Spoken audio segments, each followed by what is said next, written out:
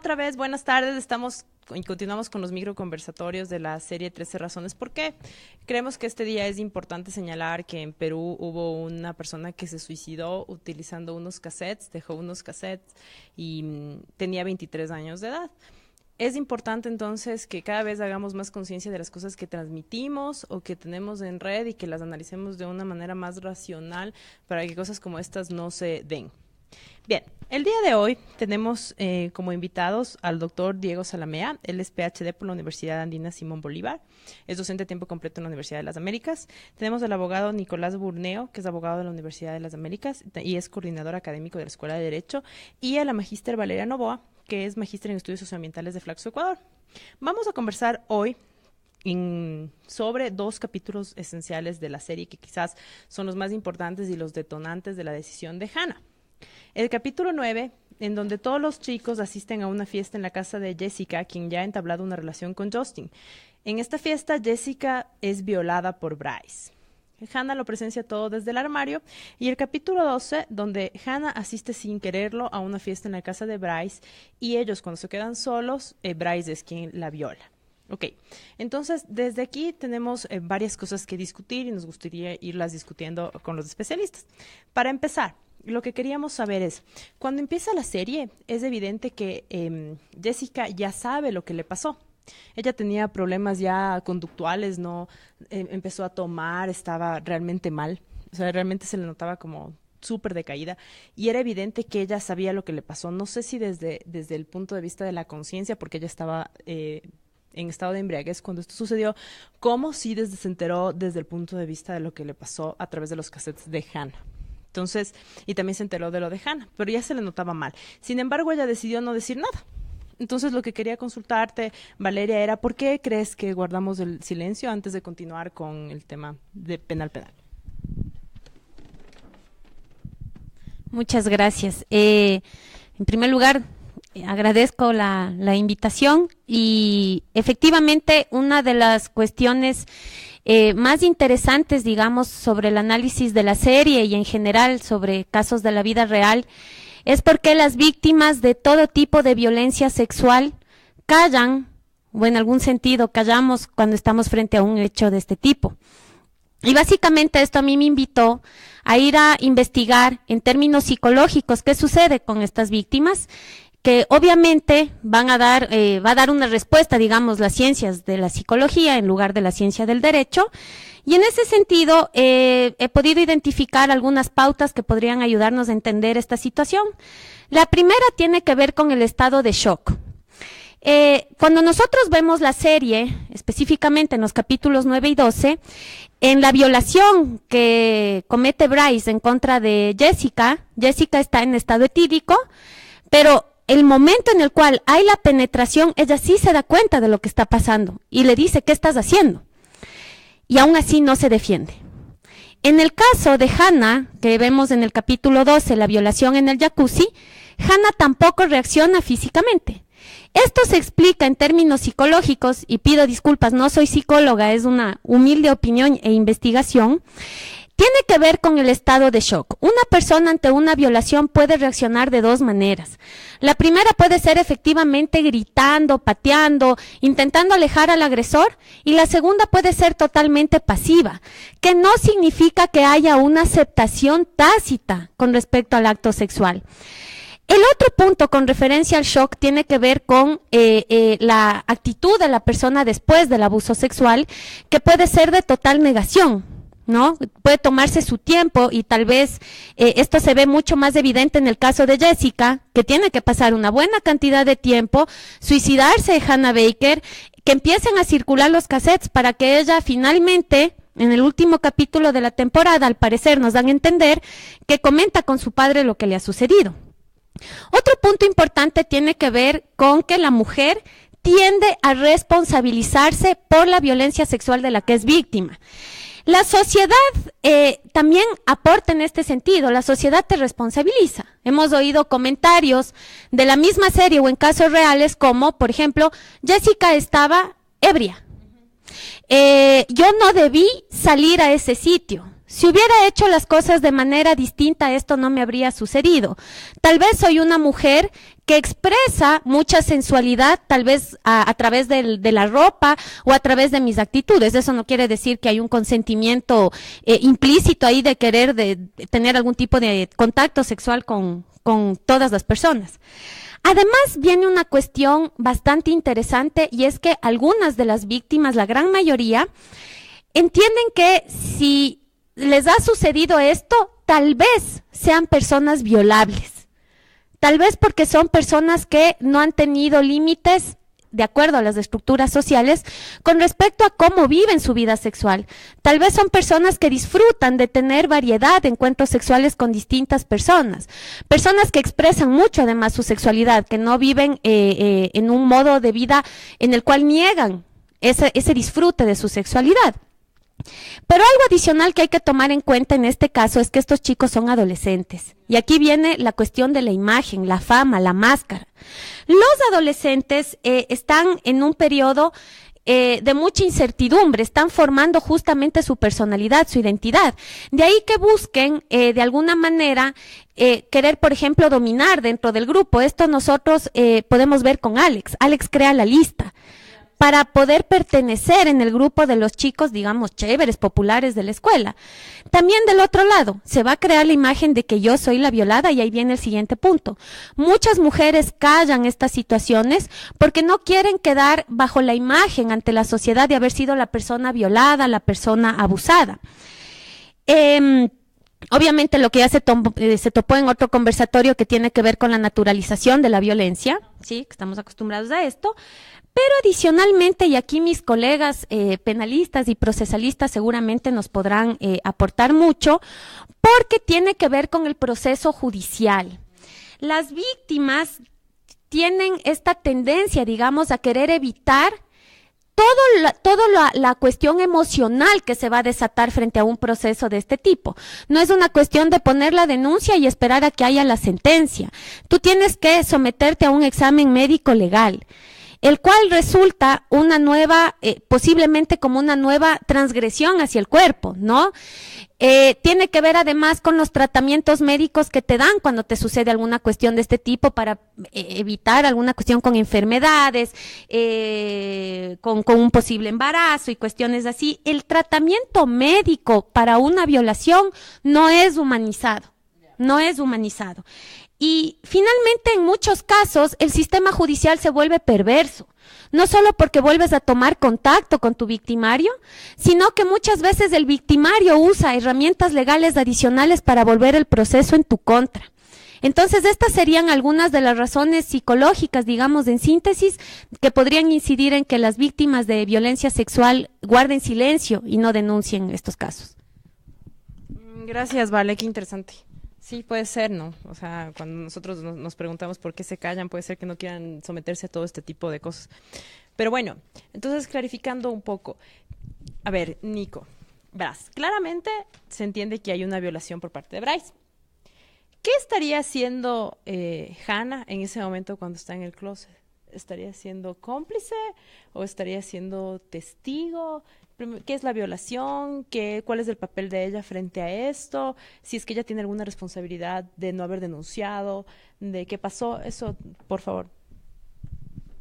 Bien, muchas gracias. Buenas tardes con todos, y primero quiero felicitar a Rosana por esta iniciativa que es excelente.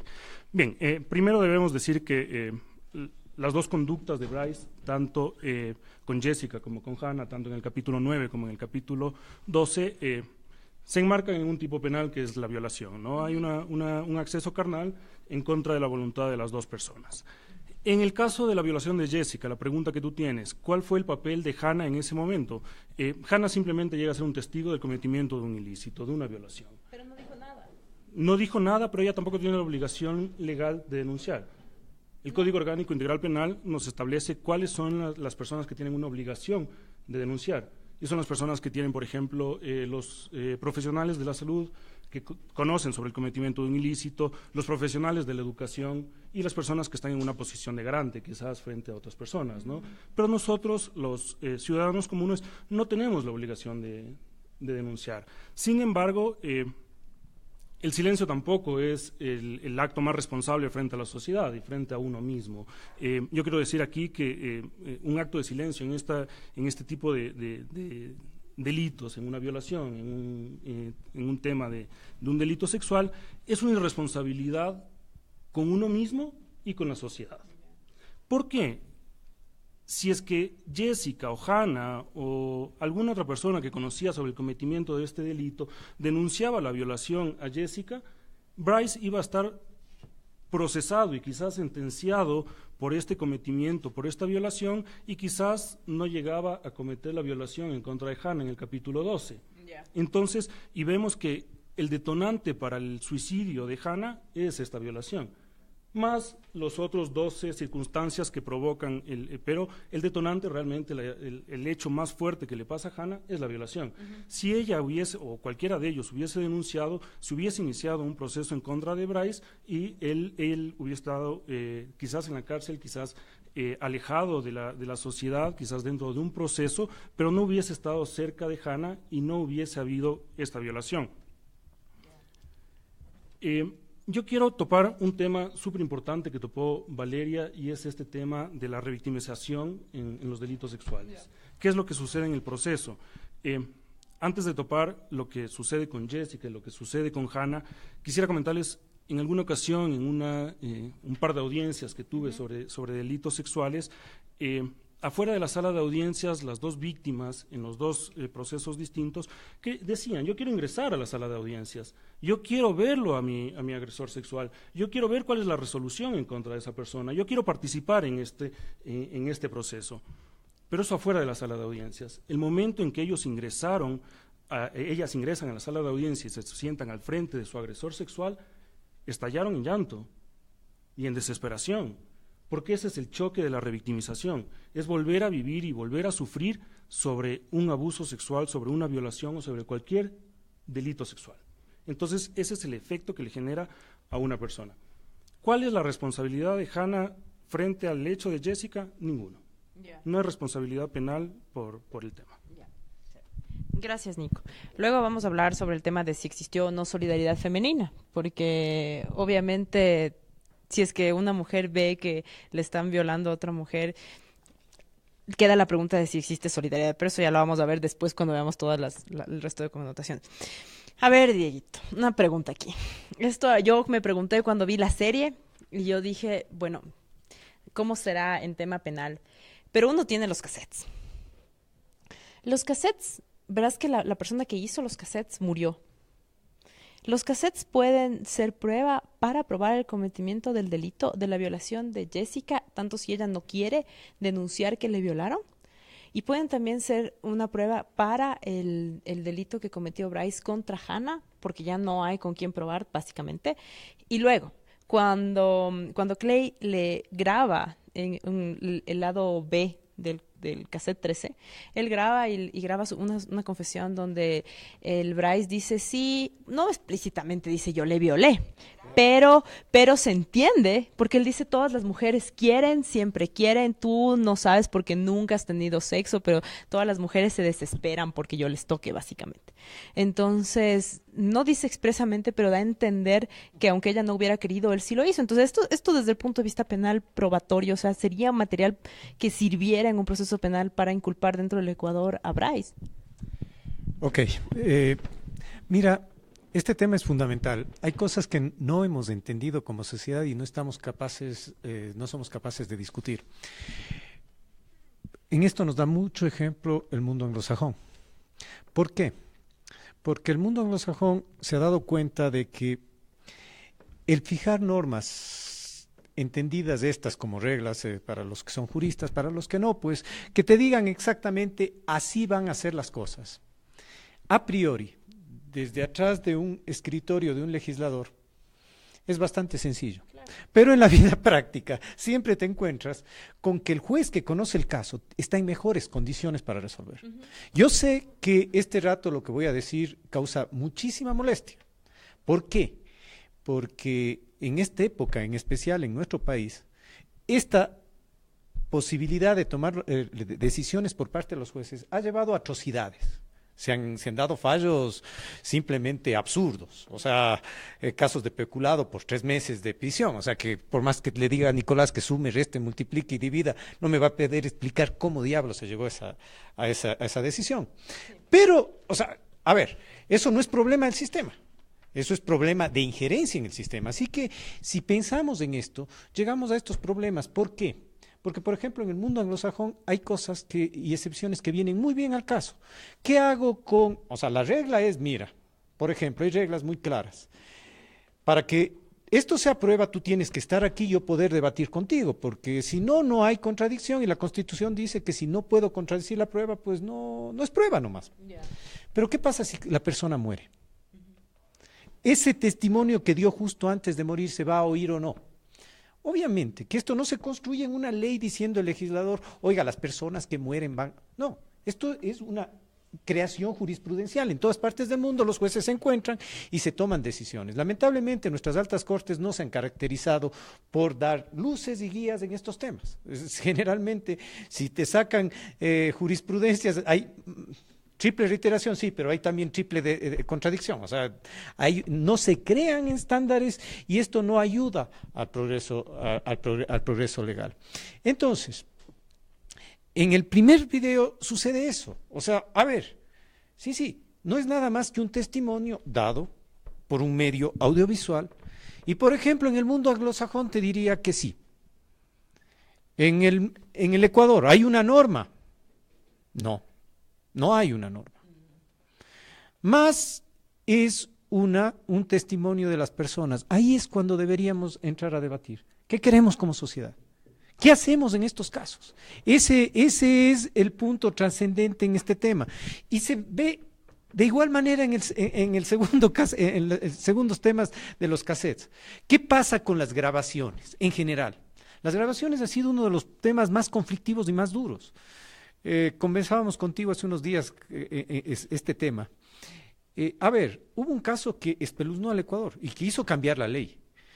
En Guayaquil se produjo un asalto a un transporte público. A todos les asaltaron, pero a una de las chicas la bajaron. Horas después, violada y asesinada. ¿Cuál era la prueba? Uno de los asistentes, de los pasajeros, cogió y grabó con el celular. ¿Qué decía la ley en ese momento? Las grabaciones necesitan orden judicial. Ok. ¿Qué dijo el tribunal? No hay orden judicial, no hay prueba. O sea, no pudieron determinar la identificación. Quedó este caso en la impunidad. Si no nos quemaron es porque la gente es buena. O sea, la verdad es que la verdad sea dicha. A raíz de eso se discutió mucho y se comenzó a cambiar. ¿Por qué? ¿Qué hacemos con los ojos de águila? Entonces hubo una serie de debates ahí. La única manera de entender esto y de dar sentido a las normas es ver los principios que trata de defenderse.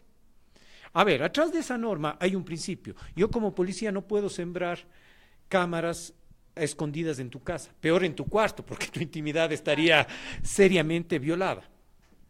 Y los policías y fiscales tienen que someterse a los jueces, por Dios, no pueden saltarse a los jueces. Entonces, son intimidad y el hecho de no saltarte a los jueces. Pero a un ciudadano que lo único que tiene es un celular, tiene lógica pedirle eso.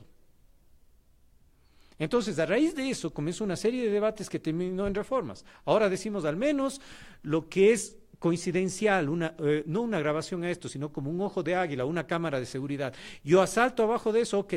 No hay ninguna intención y lo acepto. También se dice las conversaciones propias. Las personas tenemos derecho a grabar nuestras propias conversaciones. En ese sentido, sí tienes una salida para el segundo video. Para la violación de Bryce con Hannah. Exacto. Yeah. ¿Por qué? Porque el amigo va y tiene un debate hasta golpes con el agresor y ahí él dice... Entonces, él está grabando su propia conversación. Entonces, ese segundo video sí puedes encontrar una salida en el Ecuador. Pero yo quiero ir más allá de eso. No es cuestión de encontrar una salida para este caso puntual. Porque en este caso hubo un chico que se dedicó a esto, pero tenemos que ver más allá.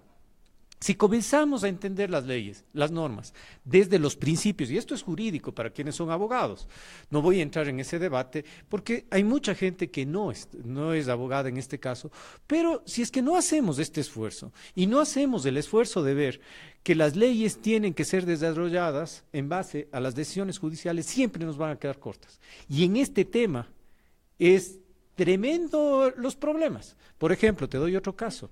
Nicolás decía, hay gente que quiere efectivamente estar presente. Yo tuve una señora en el programa de Víctimas y Testigos que ella no quería estar presente. Ella exigía que estén las cámaras presentes. Porque decían, este es un político, concretamente asambleísta de uno de los partidos muy grandes. Y si no están las cámaras ahí, yo sé que no pasa nada, absolutamente nada. A ver, si el derecho es de la víctima, en nombre de ese derecho tú puedes privarle de que la audiencia sea pública, por ejemplo. O tenemos que entender que los derechos son esos, es capacidad de darme la posibilidad de decidir. Porque yo sé y comparto con Nicolás, no tengo ningún tema, que, oye, como regla general es duro estar ahí.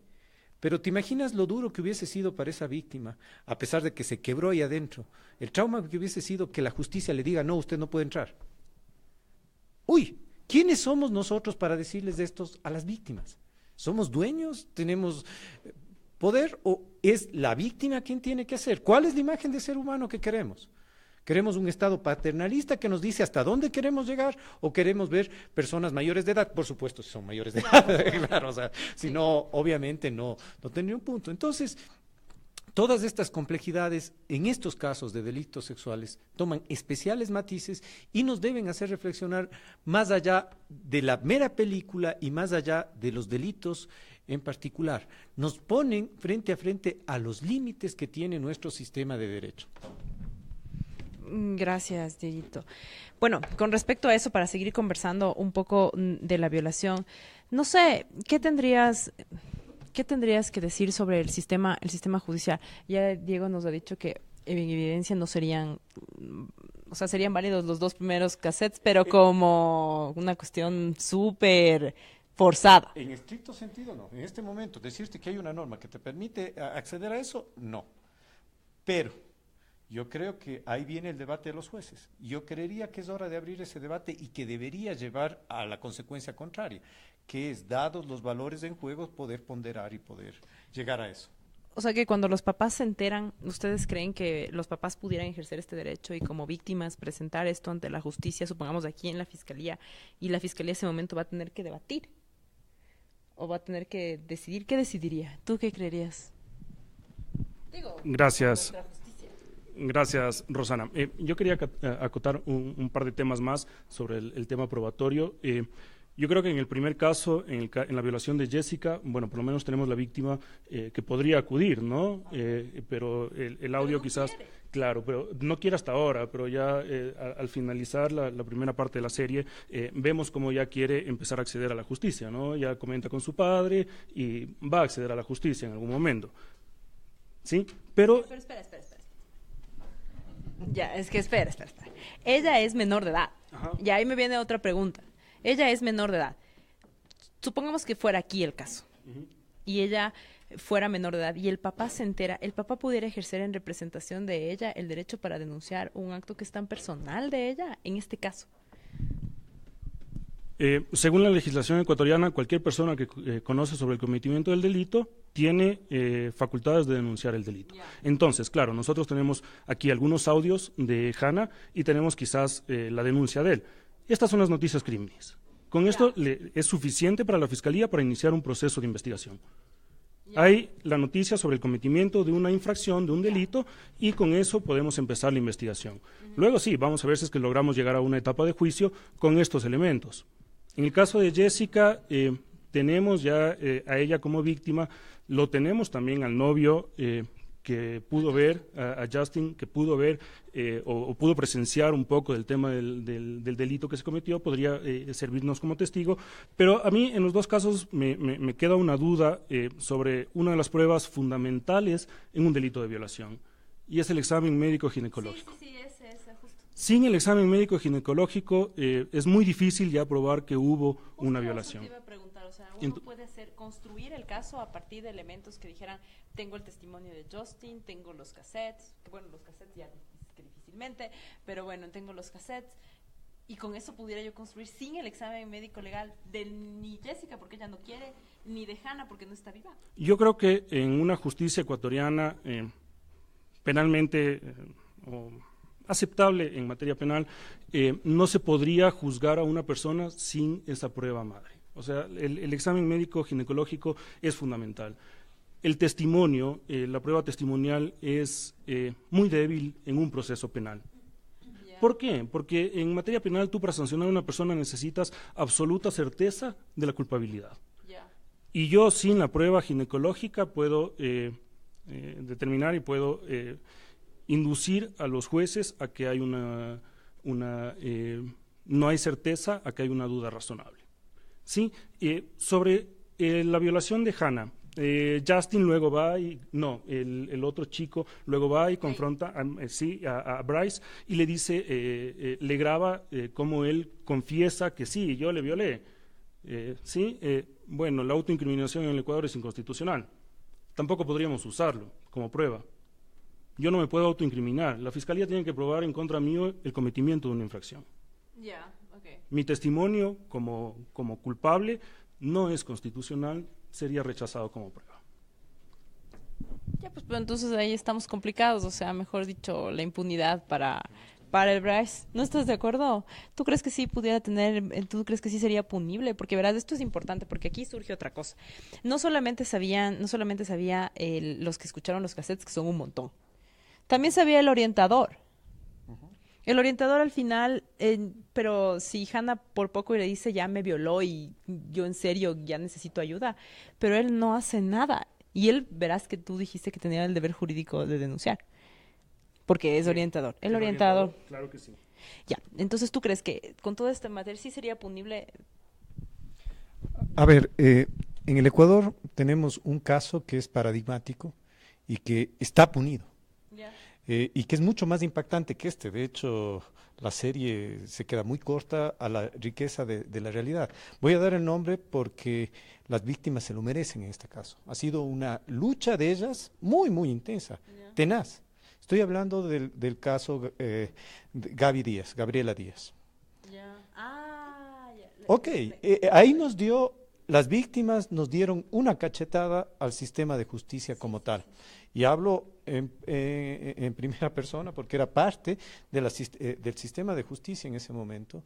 Y claro, ¿cuándo conoce el sistema de justicia en este caso? No solo que hay una violación, sino que hay verdadero bullying, exactamente como en este caso, pero con situaciones más graves, como con hechos de fotografías circulando sobre el acto de naturaleza sexual.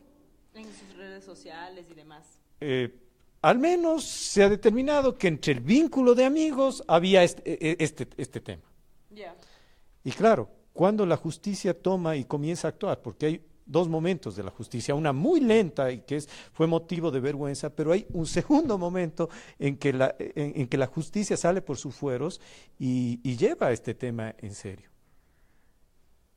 El rato que la víctima se suicida. Ahí es cuando comienza la justicia a actuar, porque deja una carta diciéndonos, y este es el valor de las víctimas y el darte lo duro que puede resultar darte con la vida en la cara. Que una víctima te escriba diciendo su última carta, no a su madre ni nada, sino diciendo, ojalá que mi muerte sirva para hacer justicia. Esas fueron las palabras. Las víctimas merecen este respeto de poderles ver en esta dimensión, en esa calidad humana y moral. Y la madre que ha seguido, y que a lo mejor vea este video, porque hasta donde sé es una activista profundamente comprometida en este tema, merece otro homenaje, porque ella llevó adelante y llevó a las instancias hasta que obligó y presionó y hubo que poner en orden las cosas. A ver, ¿cuáles son las normas? Las normas en el COGEP, en las materias no penales, son sana crítica. Así que puedes valorar ¿cuándo? Cuando llegues al convencimiento. Punto. Porque o si no, fíjate lo que sería pedir en todos los delitos de violación vía oral. ¿Qué prueba vamos a encontrar ahí? Es bien difícil. Si se lavó la boca así, hayas eyaculado ahí, pues, no vas a encontrar nada. Y esos casos quedan necesariamente, por eso decía, yo no estoy de acuerdo con eso. Y de hecho hay múltiple jurisprudencia que llega a este tema. De hecho, por ejemplo, internacionalmente en Argentina hay casos de homicidios sin los cadáveres. ¿Por qué? Porque hubieron vuelos de la muerte que les ponían cemento, les botaban al mar y ¿cómo carajo voy a llegar a recuperar ese cadáver? Sin el cadáver hay sanciones. Entonces, si yo llego al convencimiento, porque eso sí tiene toda la razón Nicolás, pues por supuesto que puedo condenar. ¿Cómo no voy a poder condenar en este tema? Por favor, sí, la violación deja unos rasgos físicos, en ocasiones, en otros no tanto. Yeah. No tanto, o sea, y sí tienes toda la razón, psicológicos también, y puedo ir armando una cantidad de cosas. ¿Acaso que no es violación si es que, por ejemplo, llego a amenazarte de tal manera y tú accedes a eso y por tanto no fue físicamente o corporalmente? O muchos de los casos, por ejemplo, el caso de Gaby Díaz, oye, fueron drogadas. Entonces, claro, no son actos de gran violencia que te van a dejar y no vamos a poder constatar en esos casos. Pues en esa parte yo no veo y no estoy de acuerdo en este punto. Lo que hay es que construir un caso y llevarlo a este tema. ¿Y cómo se llevó el caso de Gaby Díaz? ¿Cómo se sancionó? ¿Cómo se sancionó? Como violación. ¿Y cómo se hizo? Pues gracias a Dios se hizo intervención muy estratégica en el sentido de que se allanaron muchas casas al mismo tiempo y se encontró un pendrive borrado. Pero a pesar de ser borrado, no se imaginaron que podíamos recuperar. Y se recuperaron las fotos. Y lamentablemente ahí hubo otras víctimas, en este caso no me siento en la calidad de dar nombres porque no he visto el mismo activismo y la misma actividad de eso, en que padres se enteraron que otras de sus hijas habían sido violadas. Entonces era este tema. Y claro, había una foto que era clave y no era precisamente la de la violación, porque habían fotos tan descaradas que la misma defensa introdujo con ella aparentemente abrazada y dormida. Por supuesto estaba drogada, pero había una foto en la cual le cargaban como si fuese un bulto. Y esa foto fue la que, al menos para quien, a mí me convenció. Yo no les puedo decir si les convenció o no al tribunal, pero esa era la foto. O sea, cuando le ves a ella cogida de pies y manos y como un bulto que iba a ser llevada. Entonces ahí es cuando te das cuenta que están estos temas en el caso. Entonces, sí, por favor, hay que entender que no podemos tratar la justicia penal. Es vida pura. Así que si nosotros fijamos estas reglas y tenemos serios problemas en este tema. El otro matiz que quería hacer, sí, por supuesto que es prohibido autoincriminarte, ser obligado a autoincriminarte. Pero tu autoincriminación es absolutamente jurídica. Tanto es así que tenemos que ver que por eso se les rebaja las penas, pues. ¿Por qué Odebrecht y toda esta gente tiene estos beneficios? Porque se autoincrimina y aclara las cosas. Evidentemente nadie puede forzarte a autoincriminarte. Pero si tú ves las atenuantes y todo eso están claramente establecidas. Y en la Constitución está establecido el tema. Entonces, claro, estas rigideces lo que te generan es el hecho de dejar mucho en la impunidad. Por eso es que pasamos de un sistema de prueba tasada a un sistema de libre valoración. Dejémosle al juez, que el juez con sana crítica conozca. Es más, hay países, yo soy profundamente de esa línea, que ni siquiera dejemos al juez, dejemos al pueblo. Un jurado. Jurados, por supuesto.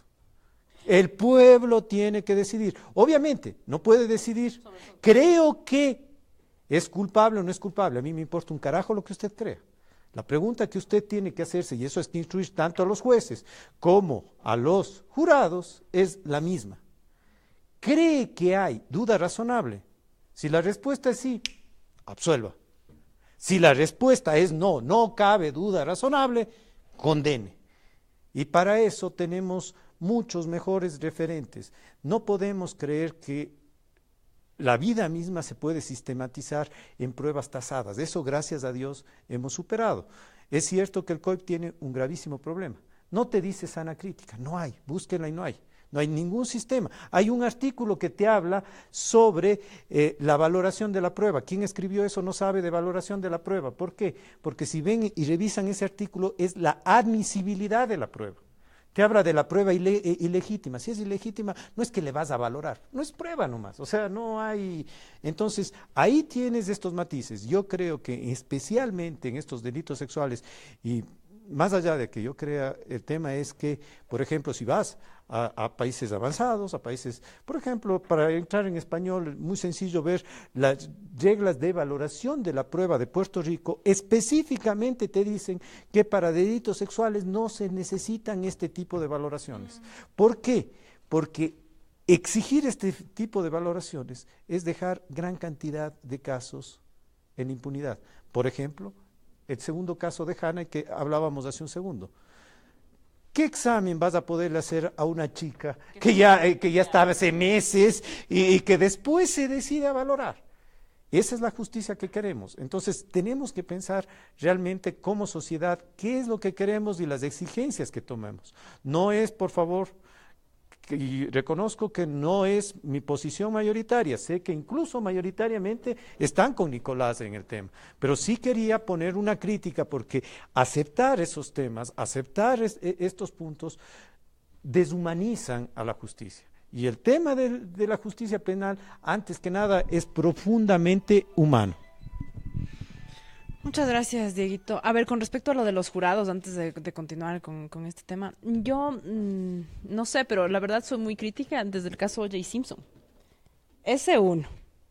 Y luego la película En el nombre del padre dio, no sé si has visto que dató de lo que ocurrió en Inglaterra con un grupo supuestamente terrorista y que padre e hijo estuvieron casi toda su vida detenidos cuando en realidad no debieron haber estado ahí, sino que estuvieron falsamente inculpados solamente por eso, por el tema del jurado. ¿Tú crees que un jurado estuviera en la capacidad de resolver estos problemas, a pesar de que han existido estas cosas en las que no precisamente se ha visto mucho nivel de justicia? Digo, el caso de J. Simpson era evidente que, o sea, hubo la muerte y la muerte provocada por él, porque tanto es así que en el juicio civil le inculparon, pues, o sea, le obligaron a pagar la indemnización. Entonces, yo no sé, ahí tú, ¿qué opinas? A ver, yo te voy a responder con una pregunta. Claro. Imagínate que tú estuvieses en el caso de Hanna. Yeah. Y conoces la mentalidad de los ecuatorianos, con los jueces que básicamente te dicen, si no hay examen, si no hay esto, si no hay el otro, no está, o ante un jurado. Yo te pregunto a ti, tú, como víctima, tienes el derecho de escoger jurados y escoger jueces de derechos. ¿Qué escoges? ¿Con nuestra justicia ecuatoriana? No sé. Ok, bueno, vamos al segundo tema. Yeah. Gracias a Dios, en Netflix también está, y es una gran fuente para pensar en estas cosas, está el juicio de O.J. Simpson. Yeah. Y te explican por qué es justo el juicio de O.J. Simpson. O sea, el caso de O.J. Simpson, no. Hicieron tal cantidad de chambonadas que no había cómo condenarles. El jurado te dice al final, y se ve muy bien la discusión del jurado, y es perfecta la argumentación jurídica. La presidenta del jurado te dice, yo creo que lo hizo, pero esa no es la pregunta aquí. La pregunta es, ¿lo probaron? Ok, entonces, ¿qué tienes? ¿Tienes una prueba de ADN? Sí, perfecto, pero resulta que contaminaron y te metieron las mantas del señor ahí, así que se comieron la prueba de ADN. ¿Qué más tienes? Tienes al policía que es el que mete todas las cosas y quien se demuestra que miente y concretamente se acoge al derecho al silencio por mentiroso. Y una pregunta concreta, ¿usted plantó evidencias en este caso? Y él responde, me acojo a la sexta enmienda. Entonces, por Dios, se quedaron sin prueba. ¿Podemos condenar en esas condiciones o tenemos que estar con Nico, que por doloroso que sea, esto es democracia? No se probó y eso. Segundo punto, que es muy interesante. Fíjate que antes de criticar hay que ver lo bueno de otros sistemas. Ajá. Hay una contradicción entre la sentencia civil y la penal. Sí. Yo creo que no. ¿Por qué? El tema es estándares de pruebas. Tú te haces la misma pregunta en civil que en penal. No, jamás. Hace un segundo habíamos dicho, ¿cuál es la prueba, la pregunta que se hace en materia penal? ¿Cabe una duda razonable? Sí, en el caso de O.J. Simpson cabe una duda razonable. Ahora, ¿esa pregunta te haces en materia civil? No, son dos partes iguales. Si yo te voy a cobrar un cheque, en el un caso es simplemente la duda razonable, el límite. En el otro caso es simple preponderancia de la pena. De hecho, este no es el único caso en materia. Michael Jackson es otro caso exactamente igual. Y es absolutamente lógico que pase eso, porque una fiscalía por una víctima debe jugarse con un 70% de prueba, por poner en porcentaje, estoy hablando cualquier cosa, por supuesto, no hay cómo poner. Pero tú necesitas para materia penal 98, 96, 99, según qué garantista seas, para que no haya duda razonable. Mientras que en materia civil es dos partes iguales. Tú tienes 51%, yo tengo 49%, me ganaste, punto. Ah, ok, entonces no confundamos la materia y no saquemos conclusiones falsas. ¿Por qué? Porque eso también nos da un muy buen ejemplo de lo que es pensar en las víctimas. Si yo a ti no te pago un cheque, resulta que tú necesitas el 51% de evidencias para pagarme, para cobrarme. Pero si yo te violo para que te indemnice, necesitas el 98% y hasta hace no mucho, después ir a un verbal sumario. O sea, una locura. Ahora, gracias a Dios, ya hay sentencia. Entonces, cuidado con mezclar las materias. A ver, ¿tú qué dirías, Nico? ¿Tú te dirías por un jurado o por un juez? Eso uno. Y dos, con respecto tenemos una pregunta que hicieron en vivo que es, ¿cuáles serían las soluciones para mejorar las falencias del COIP en cuanto a la valoración de las pruebas? A ver, en primer lugar, yo creo que en materia penal se necesita el 100% de certeza para juzgar, no el 99%, no el 80%, ni el 70%, sino el 100% de certeza de la culpabilidad de la persona que está siendo procesada. Y sí, el derecho penal tiene que ser humanizante, sin lugar a duda. No solo con la víctima, sino con todas las personas que intervienen en el proceso penal. Entonces, sancionar a una persona que no se tiene al 100% de certeza que es culpable no sería tan humano, ¿no? Enviarlo a la cárcel. Exactamente. Ajá. Ya, entonces, solo por ese lado. Bien, ¿un sistema de jurados o el sistema ecuatoriano? Yo creo que es fundamental analizar cada una de las sociedades en las que se vive para saber si estamos preparados para un sistema de jurados o estamos preparados para un sistema como el que tenemos. Yo creo que en este momento el Ecuador todavía requiere el sistema que tenemos. El juez tiene que sancionar o juzgar los temas penales y tener la fiscalía del otro lado en la investigación y como la parte actora, digámoslo así, como la parte que impulsa el proceso penal, pero quizás todavía no estamos preparados para un proceso, para una etapa con jurados, porque somos muy emocionales todavía y puede suceder muchísimo con el tema de los jurados, ¿no? Al final el jurado son ciudadanos, quizás en muchas ocasiones sin formación jurídica. Obligatoriamente sin formación sí, jurídica. ¿A quién va a ir el abogado de las dos partes a convencer? En Ecuador quizás todavía podemos, no solo en Ecuador, en Latinoamérica en general, quizás todavía podemos convencer de forma muy fácil sobre la inocencia, sobre la culpabilidad de una persona. Yo creo que todavía no estamos preparados como sociedad. Seguramente, Diego, yo todavía para el Ecuador estoy con jueces. Yeah. Ya, antes de responder la pregunta, no, o sea, yo también me iría, no sé, ya ni sé, o sea, en esa pregunta que planteas es como, no sé, o sea, no sé si me iría por un sistema judicial o por un sistema de jurados, porque parecería que el sistema de jurados sí es muy sentimental, digamos, se dejan llevar mucho por las cosas. Por ejemplo, en el caso Lady Tantra, ¿se acuerdan? Todo el mundo es como que a la pobre le hicieron pedazos en base a una cuestión sentimental y dogmática. Entonces quizás eso sería súper complicado. Pero el juez también, o sea, es complicado. Tú, sí, claro. Y después contestamos la pregunta de cuáles serían las cosas para mejorar las falencias. ¿Tú qué harías, Vale? ¿Tú irías por jurado o por juez? Bueno, en mi calidad de profesora de los temas constitucionales y no penales, considero que la discusión está mucho más allá de esta cuestión procesal. Y evidentemente, una de las cuestiones que yo me he preguntado a lo largo de esta investigación es realmente cuál es el rol del Estado en estos casos, ¿no? Nosotros tenemos, evidentemente, en temas de tutela de derechos humanos, el Estado adopta un rol paternalista, o es al menos el tipo de Estado que se recomienda a través de los estándares internacionales. No olvidemos que el Estado finalmente es una ficción creada por unos mamíferos llamados humanos. De ahí que venga todo el sentimentalismo, toda la estructura paternal, maternal, como ustedes quieran verle.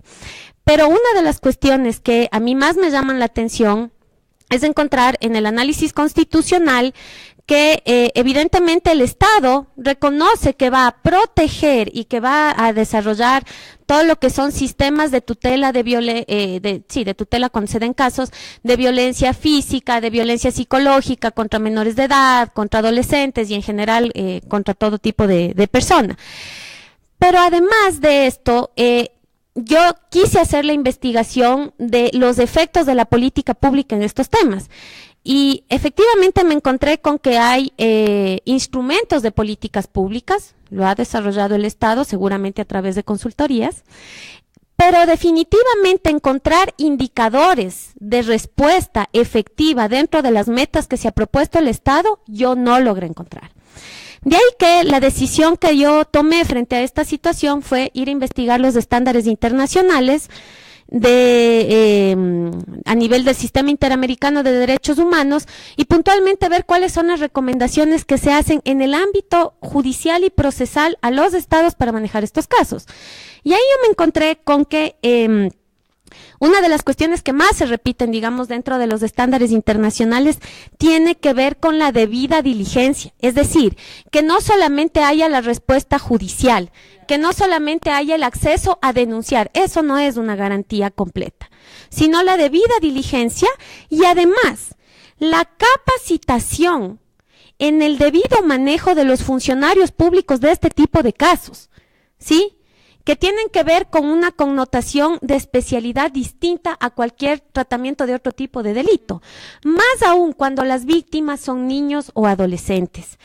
De hecho, el sistema interamericano propone que los estados deben establecer sistemas confidenciales dentro de estos procesos, que además de asegurar la protección de las víctimas, tenga que ver adicionalmente con la otorgación de inmunidad contra retaliaciones judiciales, que es uno de los temas que yo empecé topando, porque muchas veces el derecho se vuelve una herramienta de venganzas, ¿no? Y la víctima, que generalmente está en una situación de asimetría de poder, se topa contra una persona, como decía el doctor Salamea. ¿Qué pasa con este asambleísta que había cometido un delito de tipo sexual? La relación de poder es abismal. Esta persona podía usar los instrumentos judiciales en contra de la persona que había tenido la valentía, digamos, de denunciar. Entonces, en el tema, volviendo de la política pública y de la actuación del Estado, realmente a mí me queda debiendo mucho el Estado ecuatoriano. Sí, una de las cuestiones que hay que tomar en cuenta es que nosotros necesitamos visibilizar y aceptar la existencia de la violencia sexual. Y el Estado no ha fomentado estas cuestiones. Hay que tomar en cuenta, obviamente, en términos económicos, que un Estado tendrá que invertir, un Estado pobre como es el ecuatoriano, tendrá que invertir más en la satisfacción de problemas inmediatos, ¿sí?, más que en este otro tipo de cuestiones que tienen que ver con un cambio ya a nivel cultural, no solo normativo, ¿no? Pero definitivamente, en ese sentido, yo creo que no me meto en la discusión del jurado, de los jueces, pero definitivamente sí la debida diligencia, y claro, o sea, yo sí creo que, por ejemplo, hay responsabilidad del señor Potter y de la escuela. En el caso de la Hannah Baker, porque este señor y la escuela, no, esto no es. Harry Potter. Ya, porque en la serie la actuación de estos personajes indica tener una preocupación mucho más mayor de ganar el juicio a los padres de Hannah, a mantener la imagen de la escuela, que en sí resolver el problema, aún a sabiendas que Hannah Baker es la víctima, digamos, que ya llega a una situación final de materialización de todo el estrés y la violencia en torno al bullying, a los abusos, a la agresión sexual, etcétera. Pero adentro hay casos identificados también de personas en problemas. Entonces, realmente las instituciones de educación también están dejando mucho que desear, y de hecho estos estándares que yo ahorita les mencionaba tienen que ver puntualmente con el trato de las esferas de educación frente al bullying y a la agresión sexual. Entonces, esa sería mi postura. Ya, muchas gracias. Antes de que continúen aquí, ya me están insistiendo los dos. Lo que yo quería recordar es el caso de Karina del Pozo, ahorita que dices de lo de la debida diligencia, porque en el caso de Karina del Pozo, yo este caso he conversado en algunas clases, he conversado con algunos colegas, he conversado con todo el mundo, porque era increíble. O sea, a ella le violan, le matan, pero termina siendo culpa de ella. Y claro, y los agentes y la gente que llevó el caso, incluso los medios de comunicación, muchas veces dijeron, demostrando tu debida diligencia, que, claro, o sea, ¿qué hace una mujer tomando con algunos hombres y que no espera que por poco y le violen? O sea, sin solidarizarse con el hecho de que, bueno, yo puedo estar donde yo quiera, como yo quiera, cuando yo quiera, y no esperar que me violen tampoco. Sí, Daniela, tienes una pregunta antes de que ellos dos estén. A ver, pero no. Tal vez con micrófono. Sí, porque... Me perdonas. Gracias.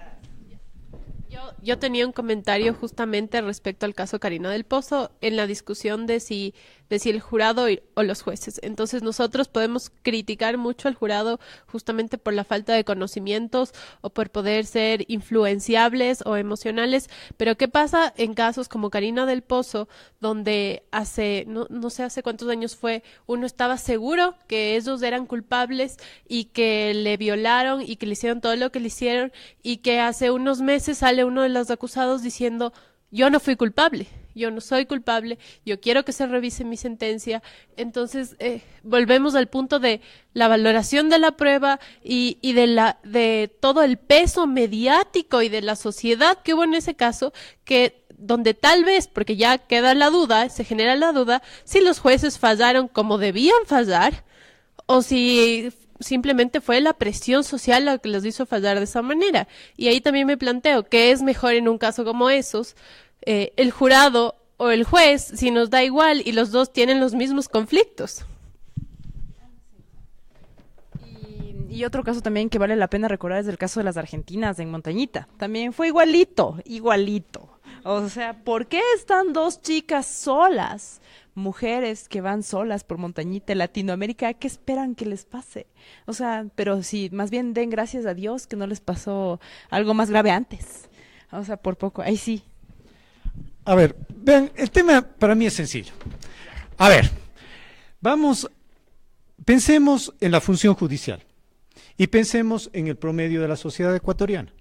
Si ustedes creen que la función judicial en general, los abogados somos menos retrógrados que la sociedad ecuatoriana, ok, el punto es suyo. Si es a la inversa, ok, el punto parece que va para el otro lado. Pero hay dos cosas que yo quiero aprovechar la experiencia de los compañeros, porque hay diferencias abismales en otros aspectos. Por ejemplo, ¿estamos o no claros? Y hablemos ya gráficamente a todos los que nos escuchan. ¿Hay o no un serio problema de independencia en la justicia penal ecuatoriana? Ok. Entonces, por ejemplo, ya que tengo a Nicolás aquí, me gustaría que, por ejemplo, veamos el poder de la injerencia que ha habido concretamente en el tema de prisión preventiva. ¿Es o no vergonzoso lo que ha pasado? Hoy en día la prisión preventiva no se lo niega a nadie. Está dada universalmente, es un derecho que tenemos todos los ecuatorianos. Y aprovecho a una compañera constitucionalista. ¿Qué ha pasado con las acciones de protección? ¿De qué? Ok. ¿Y eso pasó porque los jueces un día decidieron o porque hay franca injerencia? Llamemos al pan pan y al vino vino. creen que ese tipo de decisiones, que de un mes al otro resulta que se comienza a dar prisión preventiva contra todos después de que los jueces de flagrancia de Quito fueron votados,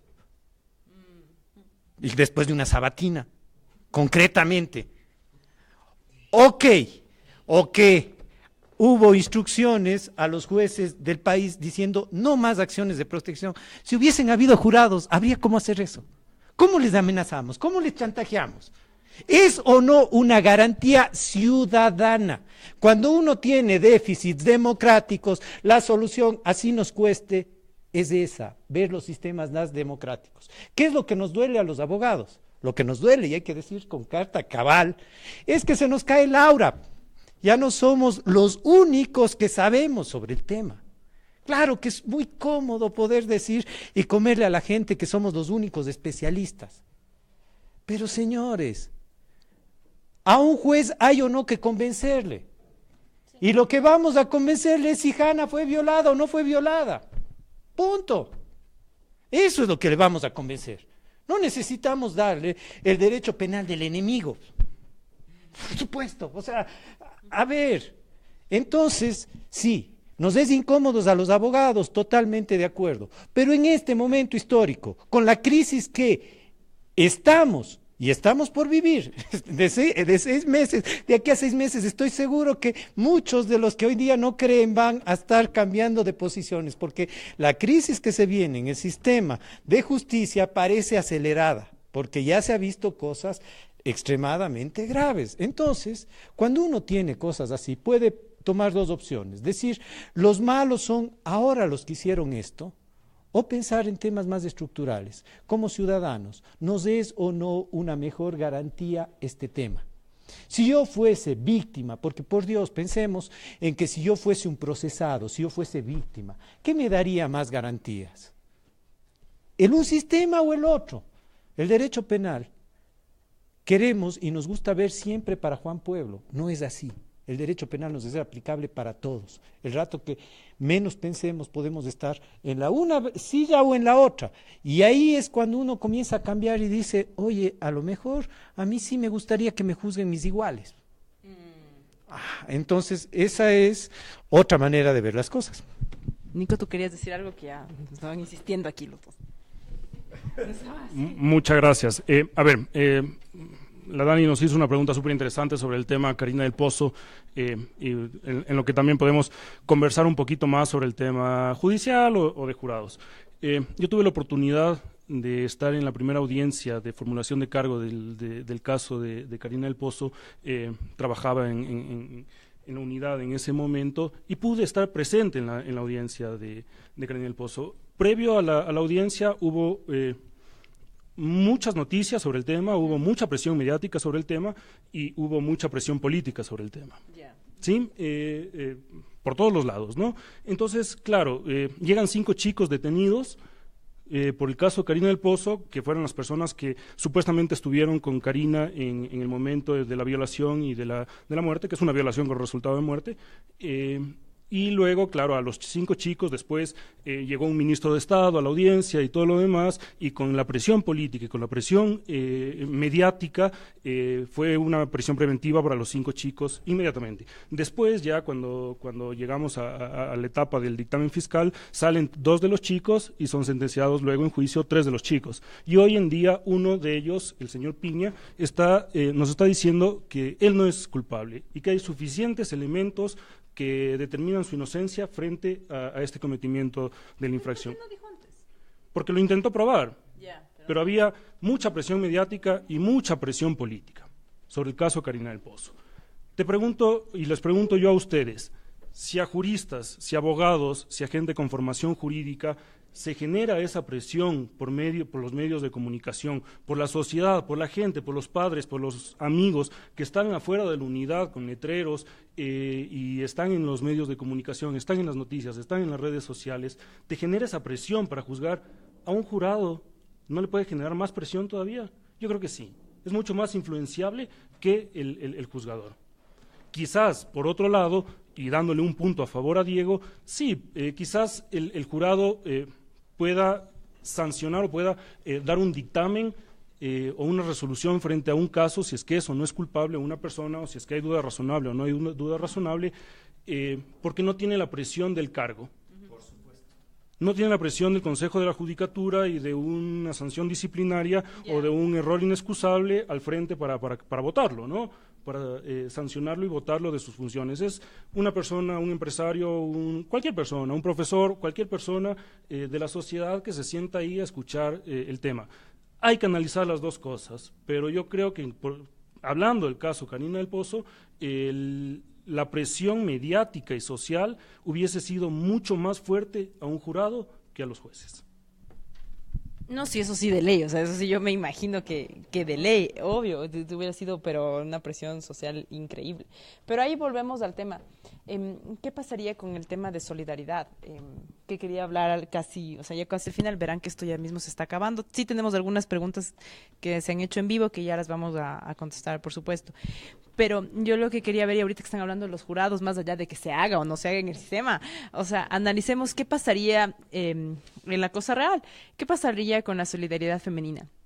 Ahora se habla de que existe sororidad y que las mujeres somos solidarias con nosotras mismas y que se han hecho redes de solidaridad entre mujeres y que siempre nos estamos ayudando, pero en el caso en concreto se ve que no. Y en los casos en general que se han dado y que se han judicializado se ven que no. Incluso en los casos mediáticos es evidente que no. Por ejemplo, en el caso de Hannah, ella ve que le están violando, pero no se solidariza, porque mientras ella está viva, tampoco le dice nada. Tampoco dice nada, nunca. Entonces, no muestra solidaridad femenina tampoco desde ningún punto de vista. O sea, ¡bif! Le violaron, qué triste, yo vi, pero tampoco es que fui, ve, Jessica, que eras mi amiga hace tiempo, o sea, qué pena lo que te pasó, ve. O sea, aunque no le diga lo que le pasó, pero sí por lo menos mostrar una señal como de cariño, como de apoyo, como de lo que sea, no se ve. Y eso también se pasa en los casos que han ocurrido en el Ecuador, como por ejemplo en el caso Lady Tantra, Karina del Pozo, en el caso de las argentinas. Las primeras personas que estaban criticando el tema eran mujeres. O sea, si uno puede regresar a ver en los comentarios de las noticias y va a ver que muchas mujeres ponían ahí como que, ¿qué hacen dos argentinas mochileras solas? Que ¿por qué una mujer sale del motel? Que eso atenta contra los valores morales. Hasta funcionarias públicas. Entonces, o sea, si es que funcionáramos en un tema donde el pueblo tuviera que elegir, no, pues, o sea, ya básicamente tal vez la sentencia hubiera sido correcta. Entonces ahí usted hubiera sido diferente. Entonces ahí yo no digo, más allá de que se haga en un sistema o el otro, estemos de acuerdo con un sistema o el otro, yo sí quiero ver cómo va el tema de solidaridad femenina en este caso, porque sí nos afectaría directamente. ¿O tú qué piensas, Valeria? Gracias. Bueno, antes de pasar a esta respuesta, me acordé a propósito del caso de la Karina del Pozo y del señor Piña. Yo no estoy en la capacidad de decir si es que el señor es responsable o lo que sea, pero recuerdo justamente que por aquel entonces con Nicolás nos dimos cuenta justamente de cómo se había movilizado a la opinión pública como una herramienta de litigio. E incluso pensábamos escribir por aquel entonces sobre el tema del populismo punitivo, ¿no? Que es, que bueno, tiene que ver un poco más en términos de sociología política y que se pueden explicar leyendo a Laclau, a Turén. En fin. Con el tema de esta sororidad femenina, yo pienso que efectivamente Hannah Baker es una persona que tiene problemas de expresión de las emociones. Y quiero hacer aquí una puntualización. La sociedad en este momento es como que prácticamente nos arrincona a estar todo el tiempo sanos y felices. Y realmente es mal visto mostrar la vulnerabilidad. De ahí que tal vez, y de hecho he tenido la oportunidad de leer algunos artículos académicos de psicología, pese a que no soy psicóloga, que hablan de cómo una enfermedad o un malestar de nuestra sociedad contemporánea es justamente el no saber expresar las emociones, no saber sentir, identificar y expresar. E incluso instan a que la nueva generación de niños sean formados en ese sentido. Hago esta aclaración porque yo creo que Hannah Baker pudo haber guardado este silencio por el shock mismo, ¿ya? Podría ser, pero pienso en el tema del shock, pienso en el tema de que ella no es una persona capaz de expresar sus propias emociones, peor con respecto a otras personas, a tal punto que cuando ella es la propia víctima de la violación, no sabe cómo expresar, no sabe a dónde acudir, ¿ya? El tema de la solidaridad, yo no quiero llamarle solidaridad femenina, yo creo que debería haber solidaridad entre humanos, ¿no? Yo creo que hombres y mujeres debemos aprender a sostenernos y a vivir desde nuestra propia esencia, ¿no? Lo masculino es esencial a lo femenino y lo femenino es esencial a lo masculino, y en ese sentido yo creo que nos falta como mucha, volvernos realmente ese soporte amoroso que también es propio de nuestra especie, ¿no? Y adicionalmente, el tema de esta cuestión que tiene que ver con que también las personas en las redes sociales, por ejemplo, y esto justamente el día de ayer me explicaba una psicóloga, me decía que hay esta cuestión de la sombra colectiva.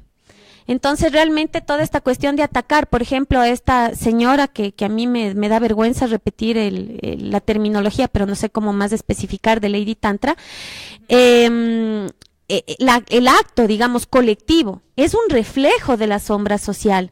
Lo que acaba de pasar en Perú con el chico que se suicida y reproduce el tema de 13 Reasons Why, tiene que ver con la sombra individual y colectiva que hace que ciertas personas admiren la actitud patológica de otras. De ahí que, por ejemplo, nosotros tengamos famosos asesinos, por ejemplo, que luego tienen estos seguidores e intentan reproducir casi textualmente la forma de actuación de este asesino. Entonces hay esta cuestión además de admiración, ¿no?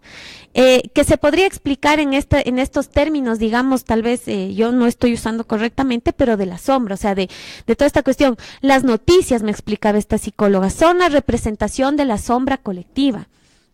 Y al mismo tiempo, el estar bombardeados por este tipo de información y el actuar a través de bromas, por ejemplo, el hecho de hacer los memes, es una forma de normalización de la violencia. Hannah Baker también tal vez pudo reaccionar en el sentido de ver ese acto, me estoy extendiendo, digamos, en la interpretación, como algo que tal vez no debe ser denunciado o debió ser llamado la atención como debió hacerlo, ¿no? Y insisto, esto se ve reflejado cuando ella misma es la víctima, y aún así no puede hacer nada. Y digo, no puede hacer nada con toda la intención del uso de las palabras, porque no tiene las capacidades, las herramientas para hacerlo. Peor con una tercera persona. Ok, sí, pero rápidamente, Nico, porque tenemos preguntas y ya para terminar el tema. Sí, únicamente acotar algo a lo que nos dice Vale, súper interesante, pero yo también creo que Hannah no rompe el silencio porque no tiene con quién conversar. Vemos una persona completamente retraída, vemos una persona aislada, y creo que es un efecto no solo de Hannah, sino es un efecto que se está dando en nuestra sociedad, en toda la sociedad de los distintos países del mundo, ¿no? ¿Por qué? Porque vivimos en una relación en una sociedad donde se han roto las relaciones interpersonales por la tecnología, por los medios, por las redes, y lastimosamente Hannah no tenía a quién acudir. Quiso acudir a un consejero que tenía la obligación de denunciar, de investigar y de salir adelante con el tema y de proteger no, y tenía la obligación jurídica y la obligación laboral de hacerlo, para eso estaba, pero quiso acudir, pero lastimosamente no tuvo recepción de parte de este consejero y no pudo hacer nada más, pero no tenía a quién más acudir. Quizás por eso no se rompe el silencio en el caso de Hannah. Ya, ahora sí, para responder así rápidamente a las preguntas. ¿Cuáles serían las soluciones para mejorar las falencias del COIP en cuanto a la valoración de las pruebas? A ver, el COIP en cuanto a la valoración de la prueba está bastante bien. ¿Qué dije? O sea, sería bueno que diga sana crítica, porque lo que está ahí está muy mal. Pero si revisas, como no dice nada, deja libre valoración al juez. Como no dice absolutamente nada, la valoración de la prueba está en manos del juez. ¿Qué podemos mejorar en el COIP? El COIP avanzó mucho en este tema. Por ejemplo, el hecho de que no tengas que llevar a la víctima, sino lo que decía Nicolás, el hecho de que hayan cámaras de Gesell y todo eso, creo que es un avance paradigmático en este tema. tema. ¿Por qué? Porque antes decíamos es que las víctimas son masoquistas. El día de la audiencia no llegan, no es de eso. Señores, 6 meses después que se lleve de una audiencia, una víctima de violación no va a llegar. Y peor, la gran mayoría de las violaciones no son por extraños. Son en el núcleo familiar, entonces hay muchos vínculos, eso es imposible. Tenemos que pensar más que en la valoración de la prueba, pensar en cómo llegar rápido a un proceso. Estos procesos tienen que ir para ayer. No puedes decirle a una víctima de violencia intrafamiliar, de violación, espérate, en 6 meses te arreglo tu problema.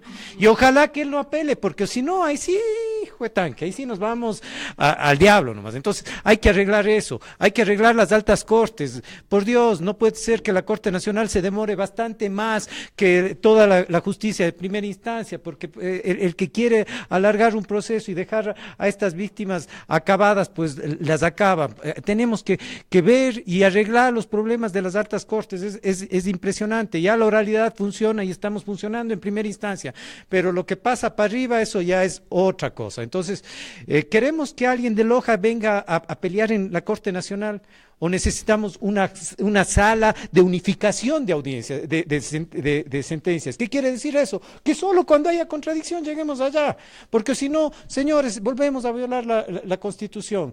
La Constitución dice 1 año de prisión preventiva y nosotros decimos solo hasta la sentencia de primera instancia nomás. Ya después nos hacemos los locos con la Constitución y todo eso. Entonces, hay otras cosas que arreglar paralelas a este tema.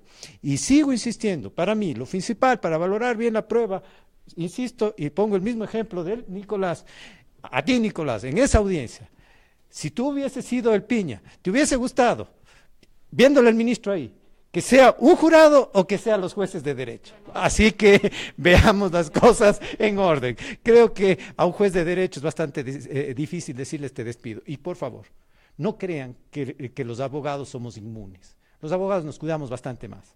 Yo este rato, si hablo aquí, como abogado que soy, tengo que cuidarme de lo que digo, porque tengo un nombre y un prestigio atrás.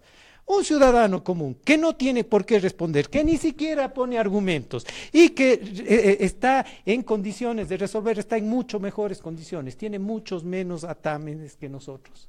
Esa sí me parece que es un tema. No se olviden que ellos ni siquiera argumentan la decisión. No tienen con quién discutir, no les puedes pedir referencias. Ellos sí están en condiciones. Yo creo que hacia allá va. El tema es, si quieres decisiones mucho más humanas, mucho más sinceras, libera a la gente. Si es que crees en lo otro, pues bueno, volvamos a la prueba tasada. Documento público vale más que privado, nadie que tenga relación puede declarar, las tachas, etcétera, etcétera. Son los dos grandes sistemas y ahí hay que ir viendo un poco los temas.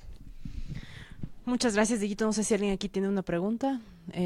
¿No? Bueno, entonces muchas gracias a todos nuestros panelistas. Ha sido un interesante debate sobre el tema penal. Pienso que hemos salido satisfechos, o sea, con el tema que hemos discutido, pero un poco tristes por la realidad ecuatoriana. O sea, muchas gracias. Bueno, el lunes vamos a estar conversando sobre la negligencia causante de muerte con el magíster Diego Viedo y con el abogado Javier Donoso. Y ya el lunes